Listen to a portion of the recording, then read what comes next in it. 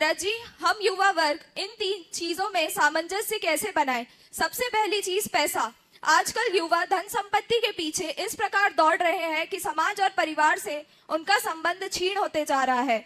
दूसरा, सम्मान। परिवार में विवादों की बढ़ती संख्या, छोटे बड़ों का सम्मान एवं बड़े छोटों का सम्मान नहीं करते। इन सब में युवाओं पर कितना गहन प्रभाव पड़ता है एवं उनके व्यक्तित्व किस दिशा में विकसित होगा। तीसरा, सामाजिक योगदान। आजकल हम युवा में सेल्फिशनेस, ईगो, लोग क्या सोचेंगे ये नहीं सोचते, ये विचार बढ़ते जा रहे हैं, जिसके कारण युवा वर्ग समाज में जाने से कतराने लगे हैं। ऐसे में हम युवा समाज में कैसे आगे आए एवं अपना योगदान कैसे प्रदान करें? बहुत बहुत अच्छा सवाल किया।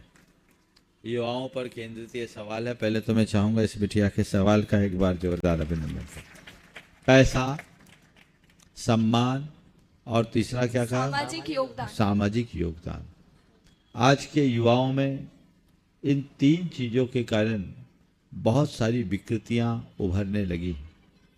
मेरा मानना है कि ये तीनों चीजें युवाओं में बाधक नहीं है, यदि उनके हृदय में हम दूसरी 3 बातें भर दें। पहली बात, सांस्कृतिक निष्ठा। पहली बात, सांस्कृतिक निष्ठा। दूसरी बात, सद्भाव। और तीसरी बात, संवेदनशीलता। ये तीनों बातें बचपन से युवाओं में भर दें तो उनके अंदर इस तरह की बातों का कोई मूल्य नहीं रहेगा। वो पैसे को उतना ही महत्व देंगे जितना देना है।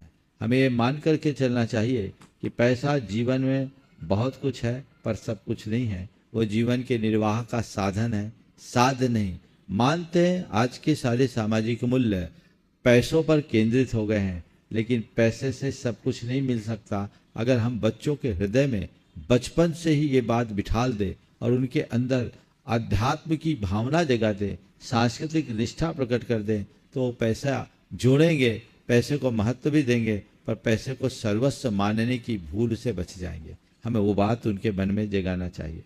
मान सम्मान भी हम एक दूसरे को तभी सिखा सकते हैं जब हम उनके हृदय में अपनी संस्कृति का बोध कराएं।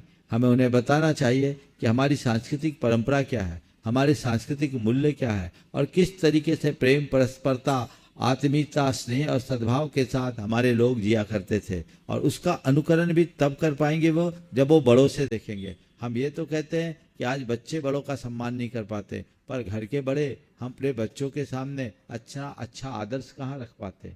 यदि बड़े अच्छे आदर्श उपस्थित करेंगे तो छोटे उनका अनुकरण जरूर करेंगे। तो हमें चाहिए कि बड़े भी वैसा आदर्श उपस्थित करें। और एक बात ध्यान रखना है, बच्चे बड़ों की विनय करें, ये तो ठीक है, लेकिन इसका मतलब ये नहीं कि बड़े बच्चों को कुछ न गिने। बच्चों को चाहिए कि वो बड़ों को बहुमान दे और बड़ों को चाहिए वो बच्चों पर ध्यान दे। बच्चे बड़ों का बहुमान करें और बड़े बड़ों बच्चों का ध्यान रखें, अपने आप सब चीज हो जाएगा।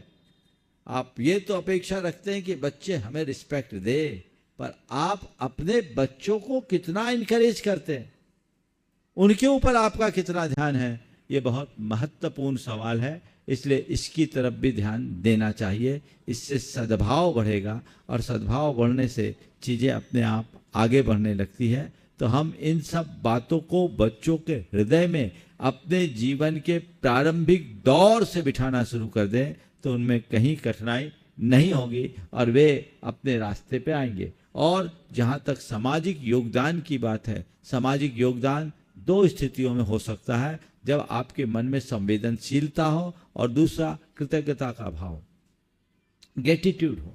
संवेदनशीलता दूसरों की पीड़ा को अपनी पीड़ा की तरह देखने की क्षमता हो, और ग्रेटिट्यूड हमें दूसरों ने हमारे जीवन के निर्माण में जो योगदान दिया उसका हम स्मरण रखें।